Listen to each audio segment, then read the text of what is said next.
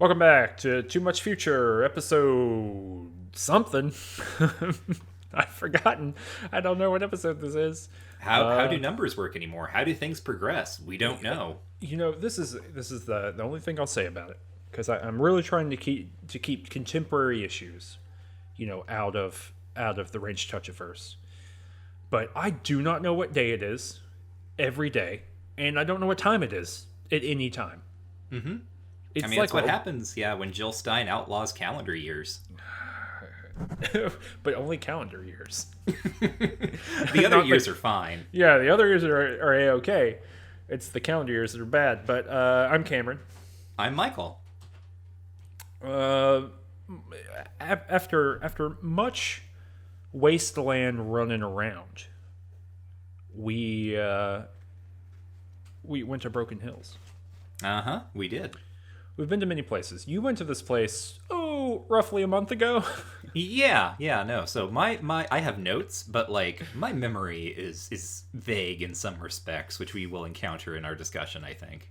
Well, I played it last night, so hopefully between the two of us, between my slapdash bad playing and your foggy memory, we'll be able to roughly reconstruct probably like one or two things that have happened in this game. Broken Hills is a mining town. Again. Wait, what was the last mining town? Oh, Redding is also a mining town, right? Yes. Why is everyone in a mining town? So here's a question for you. Okay, Mm-hmm. so in Gecko, Okay. we were told, hey, if you can get more ore delivered to us, we'll be able to run our plant better. Yes. And I thought that had something to do with Redding, but clearly it didn't. That must have something to do with Broken Hills then, but I didn't get any. I didn't get a quest for that here. Did you? No, I did not. Interesting. Wonder if I gotta like do a care. Anyway, we'll get into it. Listeners to Mages and Murder Dads will notice that I can say Broken Hills perfectly fine because it's not the Wind Spear Hills. Oh my god, it's so hard. But check out, I don't know, episode 40 or whatever of the other show to learn all about that. But Broken Hills, making my way to Broken Hills, I died a bunch of times along the way, of course, as is Tungsten's desire. Because again, I am still playing the game with the spear that I got in the second screen of the game. There have been no other hammer-like weapons that have availed themselves. There are plenty. There are plenty of melee weapons in this game. None of them are better than the sharpened spear. So until you get like the higher, like the powered melee weapons. And so I'm still cranking along here, which is great. And on my way, you remember the Morton brothers? Oh, yeah. I got attacked by one. Oh, neat. Has that happened to you yet? No, because remember, I did this before I did Redding. Well, I'm just assuming. I guess you haven't really played very much after Redding, so that makes sense. But I'm assuming that now, through the rest of the game, until we encounter all of Frog Morton's siblings, they're going to be out there hunting us down. And to be honest with you, they straight up murdered me. It was terrible. They've got like multiple people in their party. They had SMGs. One had a combat shotgun, and so they shot me to death. But I thought that was a real cool like little bit of world building that like the Morton brothers are still out there, and like good luck fighting them. So they killed you, and I mean, did you just like reload and then not encounter them again? Yeah, it was a random encounter. Okay, yeah. I'm making my plans for when I'm now wandering the wasteland when they show up and just destroy me, probably. Well, when they tear their way through my 5 large sons and destroy me. Okay, well that's a big question here. Did you get is one of your large sons from Broken Hills? No, because you have to complete a quest that requires you to leave Broken Hills first before. Well, unless you're talking about someone else. But like the large son that Eleanor now has her eyes on, will not join the party until we resolve the central conflict of Broken Hills, which we cannot do until we actually do some more traveling. based on this conversation, I believe I might have missed a quest or two. But so you get there, and you immediately meet a dude named Steve. Yes. Do you remember anything about Steve, Michael? Well, I remember that Steve yelled at me because I didn't put my weapons away, which is a thing that was an annoying feature of the first game, that people would constantly be angry at you unless you went into your inventory and put away your weapons. It's not as relevant here in Fallout 2, except if you're in Broken Hills. So, to give you an idea of why this is annoying, right? He will not talk to you, not only if you, the player character, if Twellinor has her gun out, but if any of my party members have their weapons out. So I have to go through and have every single party member put away their weapon. Yep. I had the same thing happen. Great. Thanks, Yeah. Steve. Yep, and I believe, is he the one who tells you about like what the, is he like the, as these games work, right? There's always like the NPC that you run into when you first enter town who tells you basically what the deal is. Yes. And what's weird about that here is that this is the most like Fallout Inheritor section of the game that I've encountered so far. That's an interesting way of putting it. Yeah, meaning that like this straight up feels like you could change some.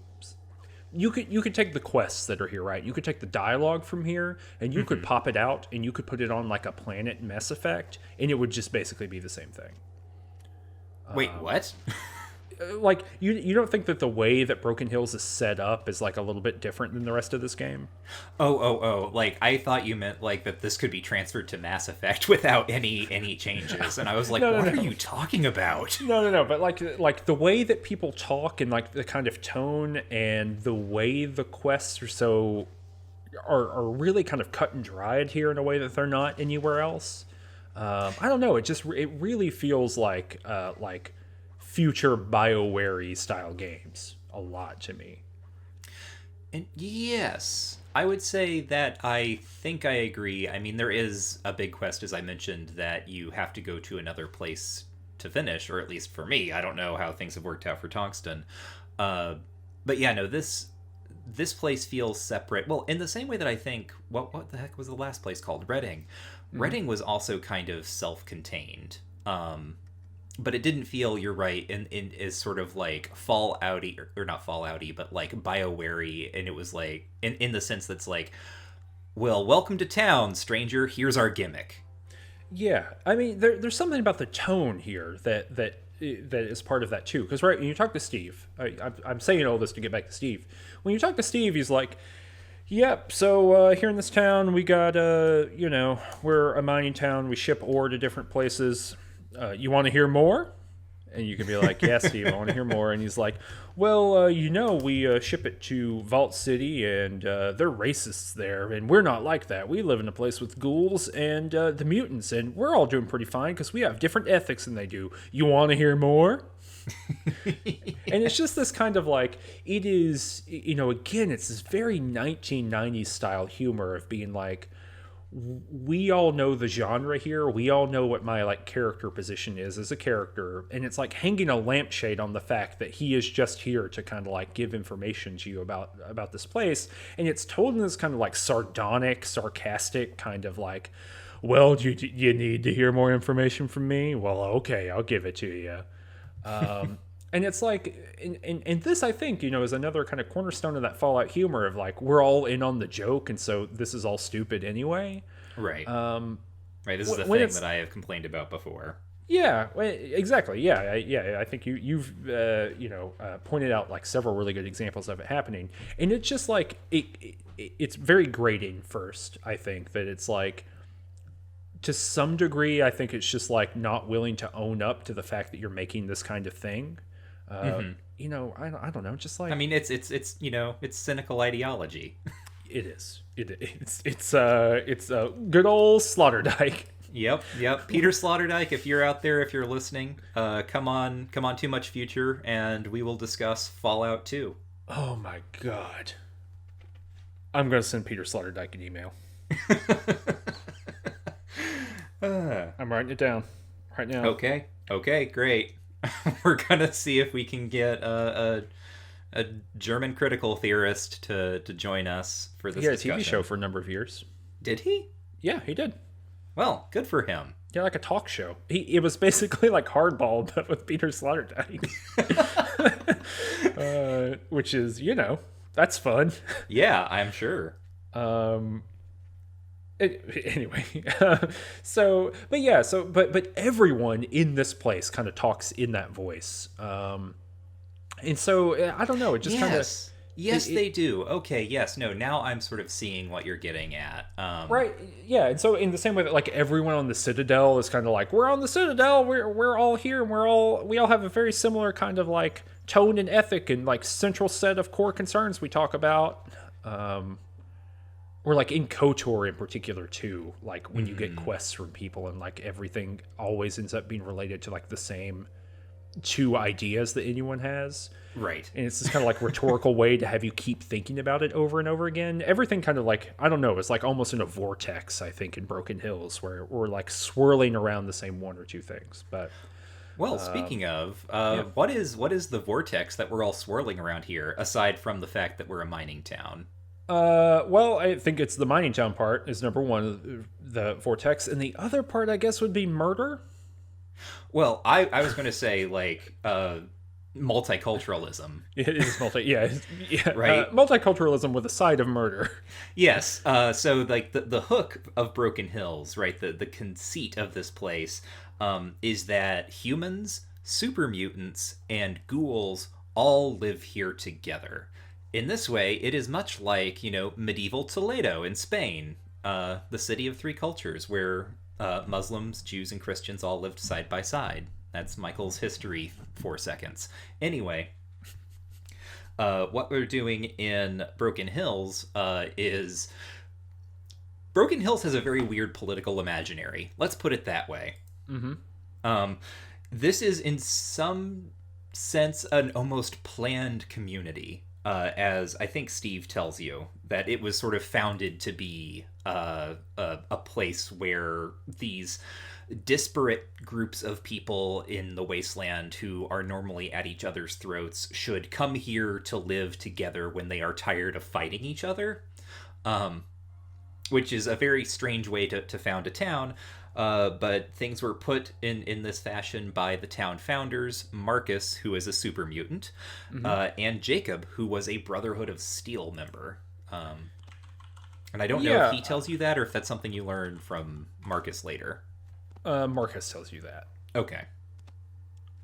I'm trying to think. Do we know? I meant to look this up beforehand, but did we meet Jacob in the previous game? I don't think we did. I think and again, it's been a month now. I remember having that same question, and I remember looking it up, and I remember finding out that there was one. I'm pretty sure there was a Jacob Brotherhood of Steel member, but 2, he was clearly not this Jacob. Got it. And Marcus we didn't meet either, right? No, I don't believe so. Yeah, but I mean, maybe we did. But probably not. Okay, good. I just wanted to make sure that was the case. Yeah, and so it's like, how did these two wacky fellas come together in the wasteland to invent a whole new city? That's my drive time radio DJ voice. Come to Broken Hills to find out. You gotta go to the Broken Hills. Can you imagine how they got there? They must have had to rough and tumble all the way across the desert. Oh, there you go. So anyway, literally, that is what happened, we discovered. They fought each other for a couple days, is what Marcus says. Yeah, a day or two is his specific estimation. It's just like the opening cinematic to Warcraft 3.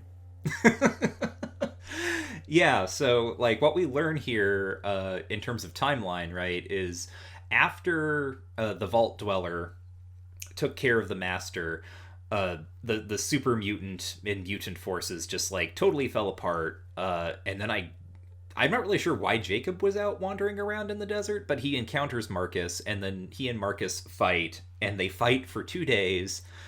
And then at the end of 2 days, when neither of them is dead, they decide to respect each other and then found a town. Yep. And like people follow them because they're like God, he calls him an Iron Knight or something like that. I had not encountered that term before, and I thought that was pretty cool. But yeah, the idea that like there are like two people with miniguns running around, and it's like, well, if you're gonna follow somebody, Right? might as well be the two people with big miniguns. Did you get a lot, as Tungsten, did you get a lot of dialogue out of Marcus? Because, as I said, this town has a very strange political imaginary, and Marcus is a great example of it. Yeah, Marcus will like tell me. Oh, and just to be clear, so like Jacob is dead, right? Yes, Jacob is dead, which is confusing because there is yet another Jacob in this town who we will talk about later. Yeah, there are two Jacobs, which is deeply confusing. But yeah, so Jacob is dead, and Marcus is like still around because he's a super mutant. And, he just has a longer life. But yes, I did, and I guess he's the sheriff too now. But he told me about his political philosophy, which I thought was very interesting. It is so interesting. So, if you for some reason have not played Fallout 1 or did not watch our first season of this show, the super mutants came about because this entity, force called the Master wanted to dip all the humans into the forced evolutionary virus and make them into super mutants, and then have an army that he could then use to take over the remains of the nuclear holocaust decimated United States. We stopped that in the first game, and you can probably tell from me recapping this story that the Master was not a particularly good guy, right? Did not really have people's best interests at heart. But Marcus is still a true believer. Yeah. Sort of. Yeah. Yeah, so when you're talking to him about it, you're like, well, how'd you feel about the Master? And he was like, well, I mean, it was pretty good that, like, people could communicate with one another and could, like, that you could rise, that some people could rise to the challenge of, like, creating order out of the, like, bad parts of the wasteland. Yeah. Like, okay, interesting. And he's, I guess if I had to describe Marcus, he's kind of this chastened but unrepentant Nietzschean. Because you want to unpack that one for me?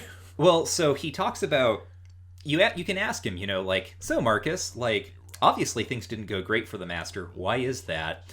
And his response is that the Master was actually just too promiscuous in choosing people to be super mutants, and so he was creating he was using inferior people to create inferior stock, making bad super mutants that weakened the overall cause. And in fact, he will tell you that, like, there are just straight up certain people who should have been dipped, and people who didn't deserve to become super mutants. Jacob is one of them. Jacob is one that he wished he could have become a super mutant. He feels like he would have been a really great asset to the Master's cause. But at the same time, despite Marcus saying, we just had a better way, that's a direct quote, this didn't work out, and now he's just kind of like, it was still the right thing to do, and it could have been done better, and I still believe it, but also I'm not really going to do anything in service of this idea or this ideology. He says that, like, if anyone kind of gets too powerful or too great or pursues anything of like too much importance, then, and this is another quote, the masses will always destroy them. So they should have only taken the best, right? So there's I called him a Nietzschean. You might also say there's a bit of a weird Ayn Rand vibe going on here. But yeah, so he and you can ask him, like, why did you want to enslave humanity? And he responds, because I knew them. So the idea that there are just they're well, normally when you hear this kind of talk, right, they're saying that there are certain people who should just be in charge of other people, and in this case he's saying that there are certain people who should not be people anymore and should then be in charge of other people. Yeah.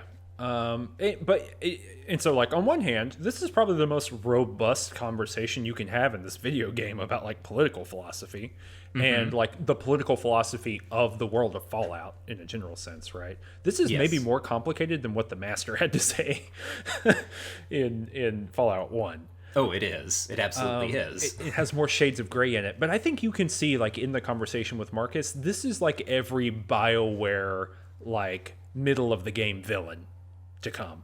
Mm-hmm. Like, you can see how he could be, like, you could take this character type out and you could, like, plop it into Mass Effect 2 and he would be, like, the guy on a planet that you gotta, like, choose to kill or, like, help, I don't know, rehabilitate, right? Like, Right. he's got a logic, he's got a reason for why he wants to be. He's quote unquote good villain writing. Obviously, he's not a villain in this case, but like, like you put him on some planet out in the back middle of nowhere. He's dipping people, but he's only dipping the smart people, and they're actually doing good things, but they don't want to be dipped. So I don't know. I see a lot of like where RPGs went over the next 10, 15 years in Marcus in particular here. That's very interesting. And as we've sort of suggested, Marcus will join your party, but he will not join your party until you've completed some quests around town. So I'm going to see if I don't remember what Twelenor's charisma stat is, but once we get a certain quest completed, I'm going to come back and see if Marcus thinks I am important enough and strong enough to follow around the wasteland. Well, I mean, so this is interesting. So after I completed several quests here, none of which made me leave Broken Hills because he told me not to. I was able to get far enough where I say, "Hey, you want to join my party?" And he just tells me my charisma's too low, and that could be because it checks your charisma first, and then it gives me the qualifier for the quest. I mean, so that could be the scenario there, but yeah, I have the option to ask him, but he's like, "Yeah, you're not. I don't like you enough." Oh. Or he's like, your party's too full with your two plebeians. So there's like a bunch of quests here. I guess I can like quote unquote a bunch. Well, there were more than I thought there would be. This town is only like 3 screens. Yeah. So I mean, the two quests that Marcus told me about. One is that there are missing people. People have gone missing. And that there are some supplies that are needed for the mine, and I should go talk to Zaius. Oh, I did not do this mine quest. Oh, okay. I did missing people. Okay. Well, I mean, just the mine quest is the one that I did not complete. But the basics of it are this. We've already mentioned that there is is it plutonium or uranium mine? Yes. Some sort of, so like this place mines some sort of nuclear material and ships it out to the other places, Vault City. It's actually, so it is basically Reading but with uranium instead of gold, right? So anyhow, I went into the mine and I talked to Zaius, and I was like, what the heck? So you go to the mine and there's all these super mutants standing around outside because all the super mutants work in the mine because, working around radioactive material doesn't kill them, I guess. But I talked to Zaius, who's kind of like the foreman, and he is like, oh, our filter is broke. Like they have a air filter in there, I guess. Again, I'm not quite sure if the super mutants can work in there because they're already radioactive, then why do they need the air filter? Anyway, it's too dusty. Because the filter is broken, they need parts to fix this, and Zaius is like, yeah, the place that would have it is in New Reno, so go to New Reno and do that. And I was like, I am not going to New Reno right now. I literally just got to town. I'm going to do some other things. Okay, so yeah, so I did get this quest. I guess like that Marcus, it is just checking my charisma first because I did get this quest, and I did not complete it. Yeah, just smaller stuff, I guess. Before talking about like the bigger ones, did you reroute the power for that guy for like Eric? Oh yes, Eric. I think that's his name, right? Or that's It's, oh yeah, yeah. it's just it's a very funny Fallout kind of thing where it's like, did you reroute the power for Eric? Yeah, and they're both ghouls, right? So there's a ghoul named Brian who works in the generator room, and he's just managing the generator for the town. That's his whole deal. And there's a dude named Eric who unfortunately sweats like fly nutrients. Yes. When he sweats, his body like emits something that makes flies hyper attracted to him, and so he's covered in flies all the time if he's sweating. And so I'm talking to the guy, and he was like, "Hey, can you just go and reroute the power? I used to be the guy who worked in the power plant, but then one of the flies got in some of the electrical equipment, and they fired me. And now Eric is there. So like, I just need a little bit more power so that I can turn my air conditioner on, and I won't sweat so much. Can you help me out?" And for some reason, he has also a felt painting of Elvis on the floor. Yeah, Velvet Elvis. Oh yeah, velvet, I guess not felt. But so I picked that up too, and then yeah, I just went and manually changed the thing using my science skill. Well, that's very out of character for Tungsten. No, Tungsten is good at three things: stabbing things. He's good at energy weapons, even though he's never held one in his life. He's like 114% good, and he has a 100% in science because the genetic ruination that his ancestor begat upon the world scrambled his doodads and whatsits in his DNA, and so he's good at science energy weapons for no good reason. Well, congrats to Talk. Yeah. I think how Twelinor fixed this was I went and I talked to Brian at the plant, and basically I could threaten him into doing it, but I did not do that. I just persuaded him to do it because he was like, "Oh no, like you don't understand. It would be very complicated. I would have to do this, that, and the other." And then I could be like, you just don't want to like walk into the other room and flip the switch, do you?" And he's like, "Yeah, kind of." And I said, "You should really do this because you have enough power. You've already told me." Like, he gives you like a series of excuses, and each one you can just be like, "You've already mentioned you have a surplus of power. Like, just give Eric, let Eric have his air conditioning." Clap emojis. And so that's how I fixed that. And then when I went back and talked to Eric, he was like, "Oh, thanks so much, to help you out," because I had asked him earlier. I'd walked into his house, letting all of the flies in, much to his dismay. And then I'd just been like, "Do you know where Geks are?" And he told me, "Well, I heard you were looking for a Gek. I think you should probably go to the NCR." So, wow. He didn't tell me that at all. Yeah. He gave me buff out. Here's some drugs, young man. Yeah. So I guess that's interesting. He basically helps you in other quests, and so he gave me that specifically for another quest. Perhaps one of the most messed up quests in Fallout. Oh, you did this one. Yeah, what's the guy's name? The arm wrestling ghoul or super mutant? Hey everybody, this is Cameron in the edit. Just want to let you know that the conversation we're about to have deals with a quest that has sexual assault as part of it. It's uncomfortable, it's gross. If you want to skip forward about 8 or 9 minutes, if you don't want to hear any of that, you could do that. So just letting you know, get back to the show. Something not particularly interesting, obviously, because I didn't even write it down, although I did write he's an arm wrestling super mutant. His name is Francis. That's it. The wiki says he is clad in black leather, and boredom is written across his face. I don't know where that came from. Okay. So it's just like an arm wrestling event that you can do. It's like all of the rest of them, in RPGdom, right? Fade to black, it happens, blah blah blah. He says, this is a quote. I didn't write the full quote down, but here's mostly a quote.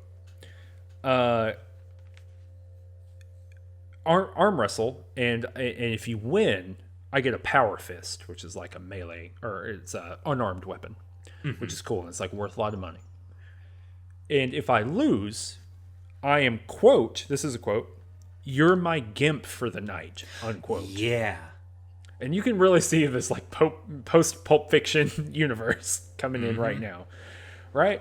This is terrible. This is awful, and this is awful in a million different ways. So of course Tungsten loses, and is forced to have sex with Francis. Huh. Yeah. It's fucked up. Yeah, it's bad. That's very bad. That's It's bad. Yeah. It's bad stuff. And here's the there are so many. So you didn't do this at all? Well, so here's the thing: is like I remember doing this and just not winning, but like I didn't have like Eleanor did not get forced into having sex, right? That was not a thing that happened in this particular playthrough. Mm-hmm. And I am sort of looking this up now because I want to see if it has something to do with, like, did I somehow argue my way out of this? I don't know. I don't know. So you lost and this didn't happen to you? I'm pretty sure, unless I just like told him to get bent. So here's some things that happen. Number one, you're in your inventory. You now have a ball gag. Ugh. So there's like all kinds of stuff going on here, right? As you walk around the rest of Broken Hills as a location, people make fun of you. Oh my god! Someone literally writes, it's barks, right, from NPCs. One says, "quote If once you've known a mutie, you never go back." Holy crap! Right? And then people just like make fun of you about being basically being dominated by Francis. So like the whole, like every single part of this is just like it's just bad. I don't have additional language for it other than like it is a truly unfortunate and bad thing to put into a video game. It serves no purpose. It just becomes like the stock for jokes. Yeah. Wow. Yeah, it's just bad. Also, I think it's in his apartment that I also found a big inflatable sex doll that is named Tandy. These are all like individually created items too. Like these are unique items as far as I know. So I've got them in my inventory. I don't know, maybe if they come into play somewhere else. I'm certainly not going to have gone through all of this not to have these items in my inventory. But I mean, take what you can get, I guess.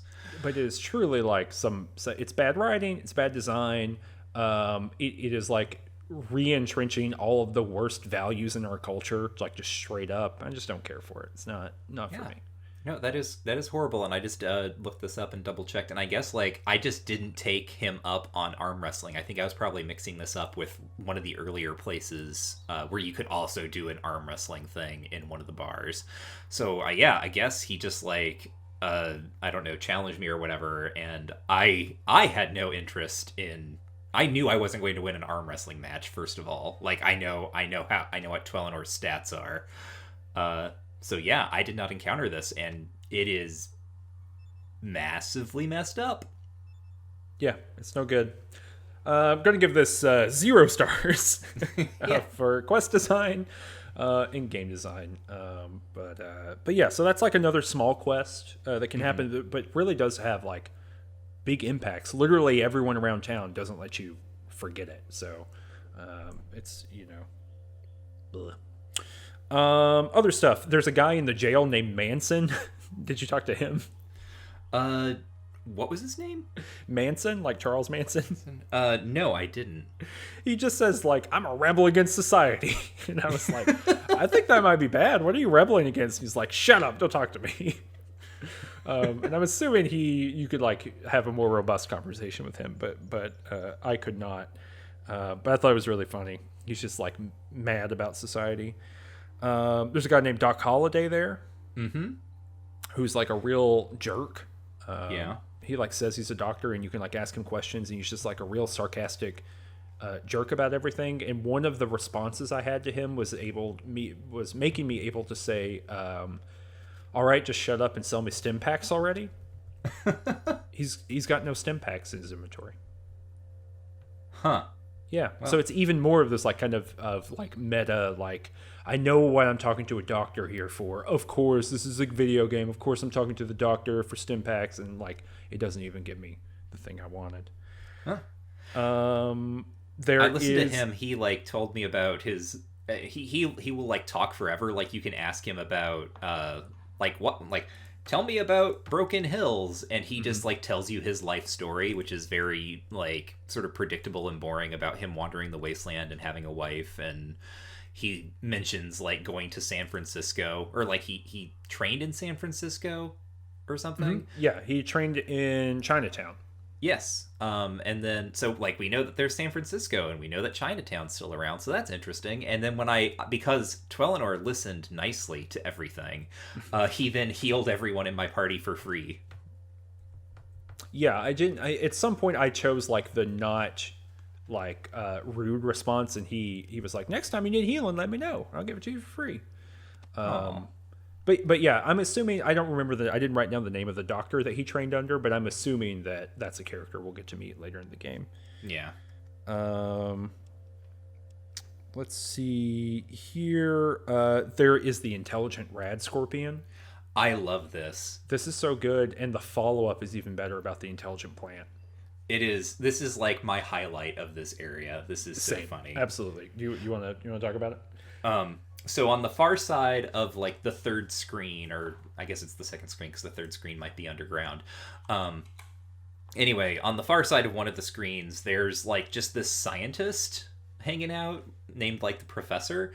And he has a rad scorpion that he has induced to be sapient and intelligent because he has fed it mentats. He invented mentats. Oh, yes, he invented mentats and then, like, gave them to the rad scorpion. So now the rad scorpion has human-level intelligence. And he's, like, running a series of tests where basically you can go head-to-head with this intelligent rad scorpion in intelligence tests. Or just in, like, all kinds of stuff. Because one of them is, like, a dexterity or an agility test. Oh, that's right. It's not all just intelligence. Yeah, one of them, you have to, like, it's like a lock-picking test. Yes. The third one, the third and final one is the intelligence test, which is where you have to play chess against the rad scorpion. My favorite part about the chess section, I like all kinds of parts about this. I like when you win, because I only got to win one of these, of course. And your character's like, take that. Yes. It's like the amount that you've built up about this scorpion. But my favorite part about the chess one is that the professor says, it's a game of my own invention. Chess. Yes. It's like a game of my own invention. And you can also like when you lose, you can accuse the rad scorpion of cheating. Oh, I don't think I could do that. I don't think I had the option to do that. Well, I guess, yeah, I think, I guess it's like probably predicated on intelligence or something. But yeah, no, you can totally accuse the rad scorpion of cheating when you lose. And one of the reasons I was thinking about this, like why I found this so delightful, when we have kind of not been too, like, I guess, happy about Fallout humor in this show generally and in previous episodes. And at least partly, and the story you told earlier about Francis is a good example of this. It's not crappy, terrible humor that's about how funny it is when horrible things happen to people. in ways that just, as you put it, re-entrench the worst aspects of our culture. But also, this is a joke that is not about how stupid playing a video game is. This is a joke that actually arises from the setting of Fallout. Yeah, 100%. Like it is built out of the pieces of Fallout, right? So exactly the setting, right? And we know that like rad scorpions they're just big scorpions, right? So like there's nothing special about them, and so like you get that classic kind of inversion humor, right? Of the thing that shouldn't be smart is smart. But also what I really like about it is that it is built out of like the mechanics of Fallout. Because these are tests of your actual stats, right? Like these are like one-to-one stats of thinking, and it forces you to be like, well, I guess this scorpion's got better stats than I do. I guess it's better at being a wasteland wanderer than I am.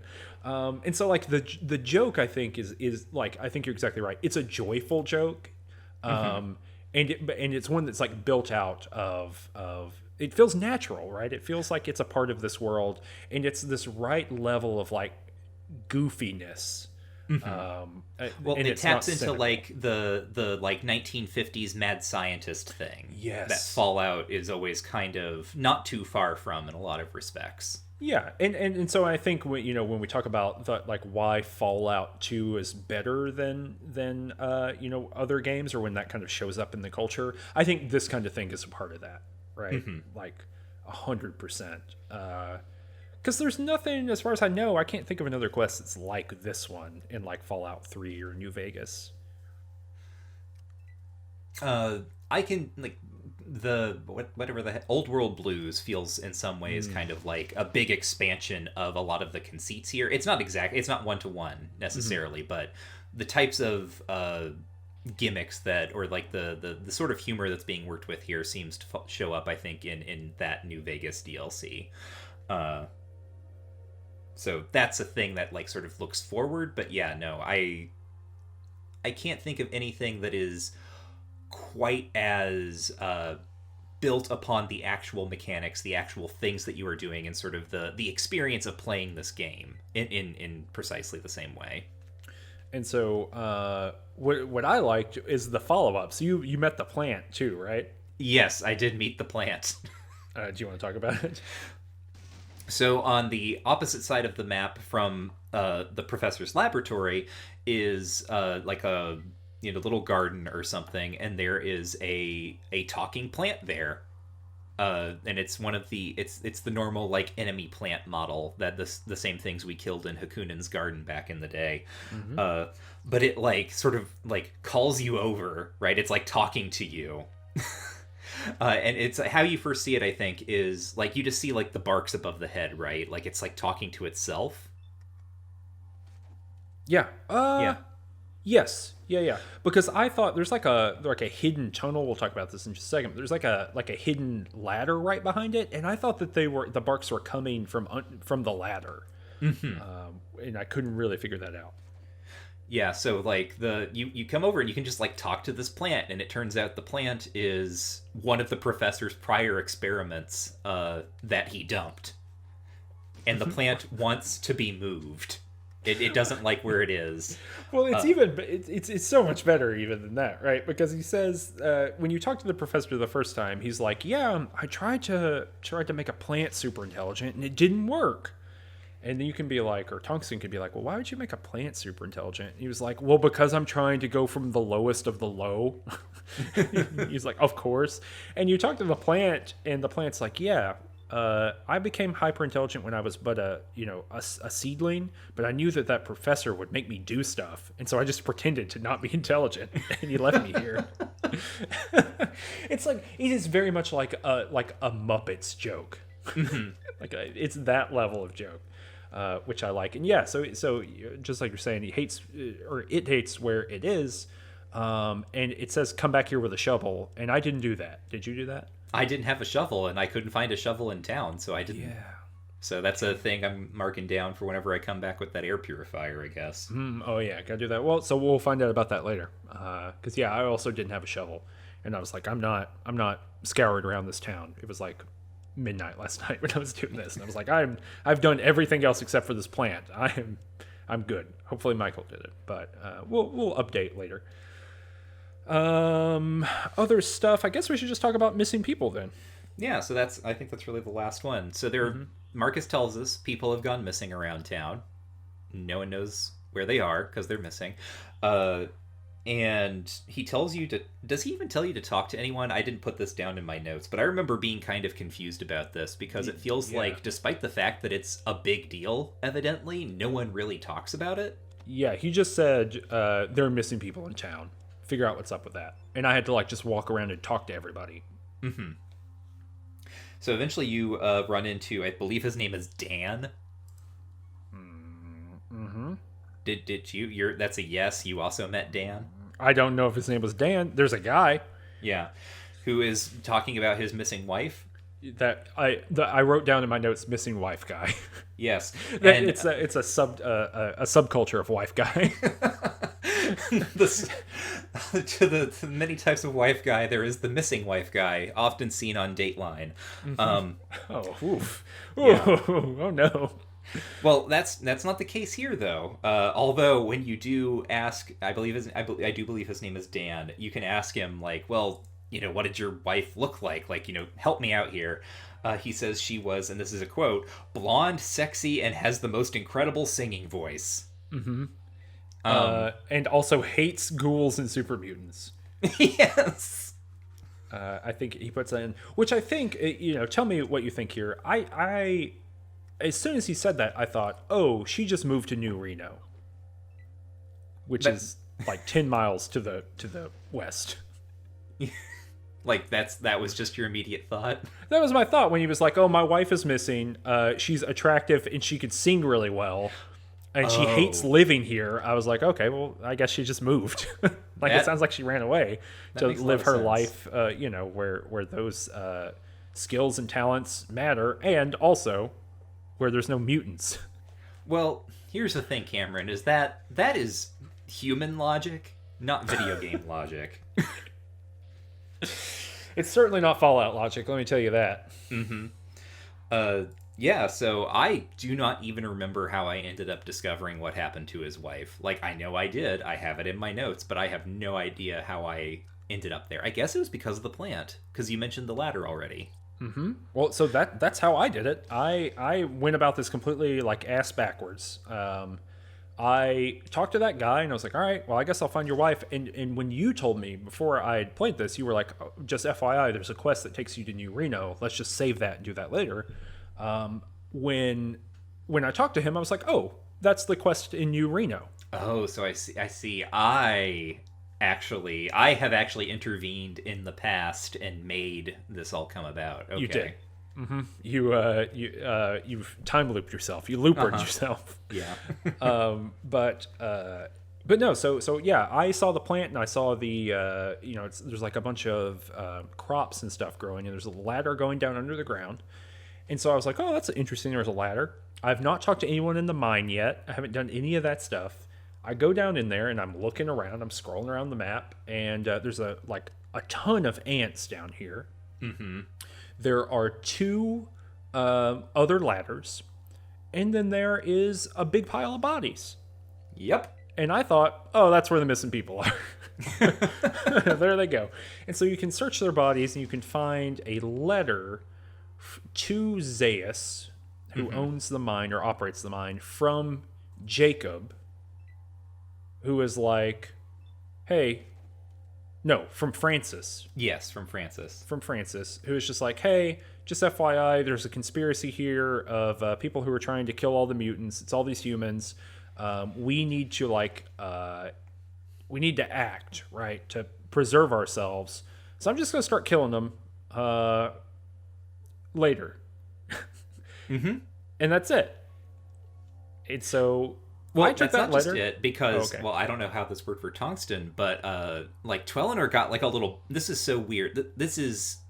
Railroady is not the precise term, but, there's, a little bark that popped up over my head that was like, oh my gosh, there's a conspiracy. I should definitely not tell Marcus about this. And that's not exactly what it said, but it was I should talk to, these 2 people before I talk to Marcus. Oh, I don't think I got that. Or I mean, maybe I didn't. I just didn't see it. No, so I just went and told Marcus immediately. I was like, all right. And I didn't even really, because I hadn't met Zaius yet.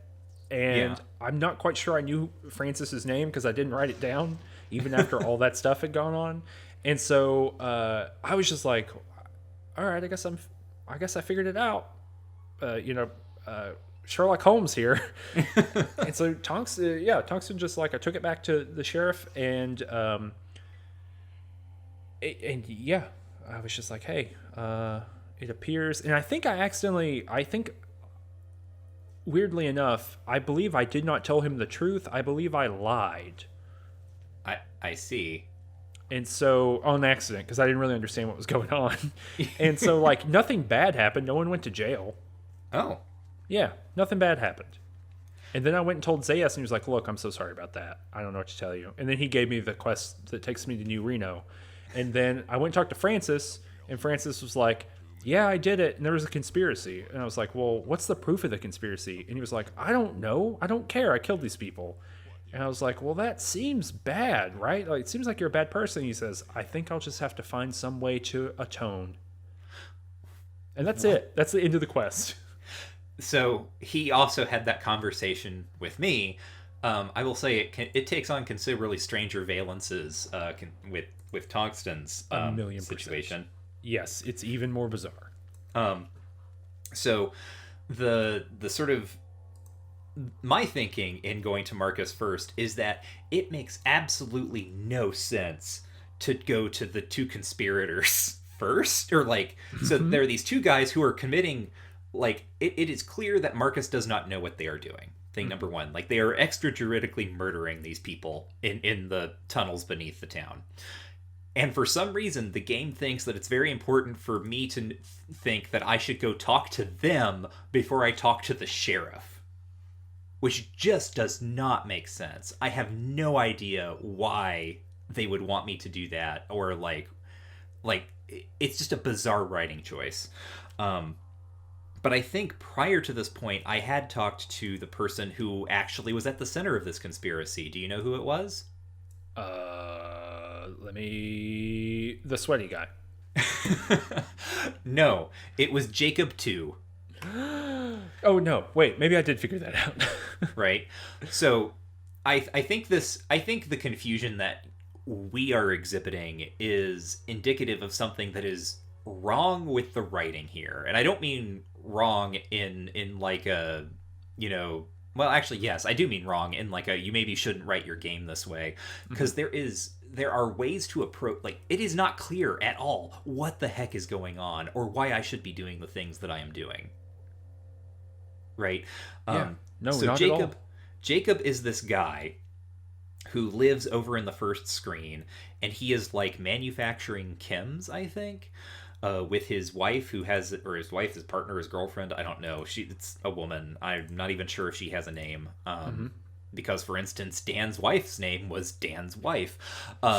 Anyhow, it turns out that, like, rather than just being a friendly neighborhood chemist, Jacob, who, to be clear, is named after the Jacob who founded the town, right? Like, that's like all the sort of like multicultural ethos of Broken Hills. Jacob doesn't buy into that. And in fact, when you ask him like what he is up, like, you can basically like talk about how non-humans, or like, I don't know what we want to call them, like mutants, parahumans, whatever. Posthumans, yeah, let's go for that. When you talk about how ghouls and like, you can be racist about ghouls and super mutants with him, right? He kind of like dog whistles you when you first talk to him, and if you talk with him about this, he basically gives you a version of the Great Replacement theory, which is this racist conspiracy theory that like immigrants are going to like multiply rapidly and displace the quote unquote like natural like white population of this or that country. And what Jacob believes is that this is going to happen with mutants, that there are going to be more and more mutants who are going to push out like regular humans and then eventually dominate them.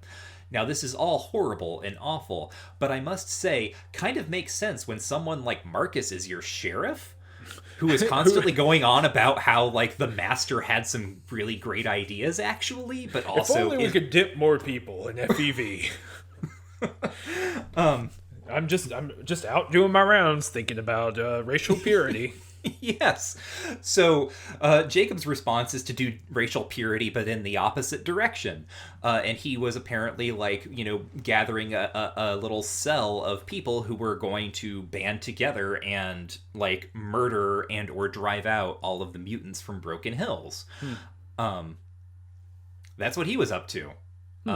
And when I talked to Marcus, I told him like, hey, so, Francis and Zaius did this, which I guess is bad because, it was like illegal and all that. But also the conspiracy that they were afraid of, which for some reason they didn't tell you about, is very real. And like Jacob is totally planning like an ethno-nationalist coup. So Jacob and his partner end up in jail. Well, I mean, truly, all extremes are bad, and the only safe place of truth is right there in the middle. Right there in the middle, where you have all of the like ideas and beliefs and feelings, positive feelings about the master race, but none of the conviction to act on them. Exactly. Oof. Fallout. Got a lot going on here, and you were expressing incredulity that this is replicated across many different RPGs. But yeah, that's at least a lot more interesting than what I had. Did you tell the man about his wife getting killed? I did, and he was sad about it. Yeah, I had an option of telling him that she's not missing, but she's like torn in half. And I thought that was bad. I thought that was like a bad thing to say. Thanks, Fallout, for giving me that option. And then, but yeah, after you tell him that, he says, "I think I need to have a cry now." Aw. Yeah. So I've got a thought on the weirdness of the dialogue options, as you just sort of pointed out, that there are always so many ways to just insult people that you're talking to or clearly upset them. With no real like basically the game gives you so many ways of role-playing an asshole, but there is actually no way, or like there's no real benefit to role-playing as an asshole. No. Right? It's not like there's some secret asshole faction out there that's like going to give you extra rewards for being a jerk to people. I'm building rep. So it occurs to me when one of the things people might be talking about when they talk about Fallout humor is reflecting on all of these really wacky, inappropriate dialogue choices that they had but did not choose. Right? The joke is not really intended, or maybe not intended. Intent is maybe not the word to use here. But the joke is not actualized within like the play. Right, within like the play narrative or whatever, but rather like it happens one layer of abstraction up. Right, it's about having that interface that, it gives you that option even if you don't choose it. Yeah, I could have said blah blah. Right. Which is I think that was a big complaint when Fallout 4 released, Fallout 4 is that you couldn't see like the full response. Right. So yeah, I think that tracks 100%. In fact, I don't remember who it was, but someone in the Discord the other day when we were talking about Baldur's Gate 3, which has a kind of more gestural response interface as opposed to, reading two sentences like it would be in like, Planescape Torment or something like that. Some people were talking about that in the Discord. They're like, oh yeah, like part of the fun is looking at all the possible responses and then like actually choosing the one that you would say. So I think that makes sense. I think that's true.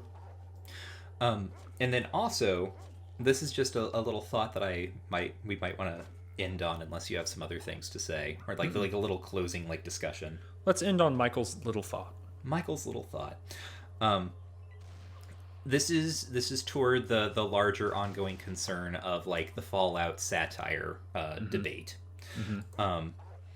So it is occurring to me as we were playing Fallout 2 that the ways in which this game thinks about things in political terms and sort of socio-political terms is much more upfront than maybe a lot of sort of comparable RPGs at the time, or even video games generally. And so what I mean here is thinking about how the places that we have gone to recently have been like very materially focused, or like materially based, right? The like Vault City grows up out of a vault. The geckos, or the ghouls in Gecko operate a power plant. The people in Reading are working a gold mine.